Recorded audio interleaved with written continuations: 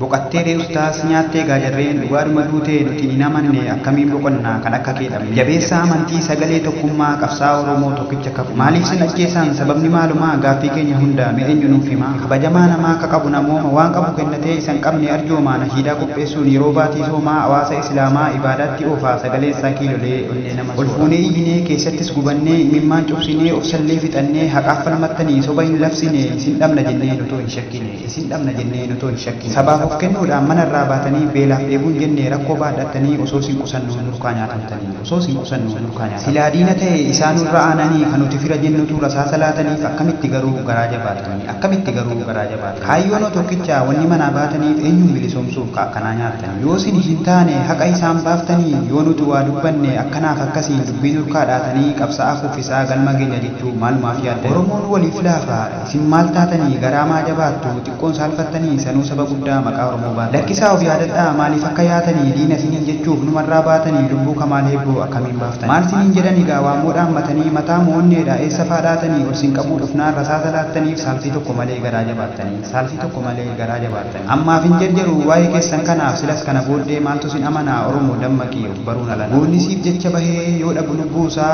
dhugaasaa barbaadiif si qaba cubbuunsaa yoo akka isaan baafne tola maaliif boonsaa. Waa hedduun nuun jedhame shanee gaallaa shoror keessaa yaa rabbii koo yaa Allah baha garbummaaf jibbaa yoo nurraa lafa keessa. Isa haqaaf falmachaa dhabe lubbuu qaalii yaa aziiz yaa jabbaar haqa jaraa nuuf baasi ustaas kamaalee boo jannatanaaf obaasi. Osoo nun bilisoomsin lubbuu keenya nun baasin waan biyyaaf namaan tolle ilaahi nurraa kaasi. Waan biyyaaf namaan tolle ilaahi nurraa kaasi.